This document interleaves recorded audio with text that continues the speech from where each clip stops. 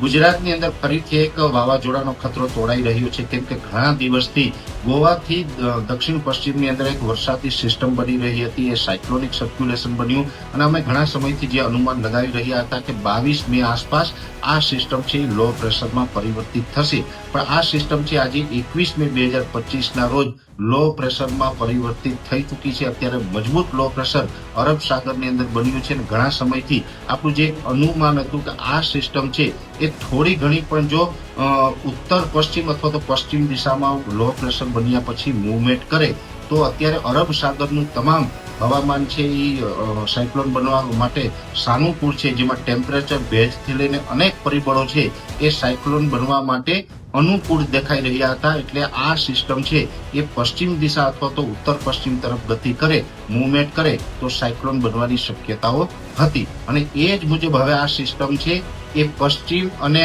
ઉત્તર પશ્ચિમ તરફ મૂવમેન્ટ કરે તેવી પૂરી શક્યતાઓ છે. એટલે આગળ જતા આ સિસ્ટમ છે લો પ્રેશરમાંથી મજબૂત થઈ અને ડિપ્રેશન, ડીપ ડિપ્રેશન અને સાયક્લોન પણ બની શકે છે. એટલે સાયક્લોન બનવાના ચાન્સ વધી રહ્યા છે. અરબ સાગરની અંદર જો આ સાયક્લોન બનશે તો શ્રીલંકા દેશ તરફથી આનું નામ આપવામાં આવશે અને આ સાયક્લોનનું નામ હશે શક્તિ.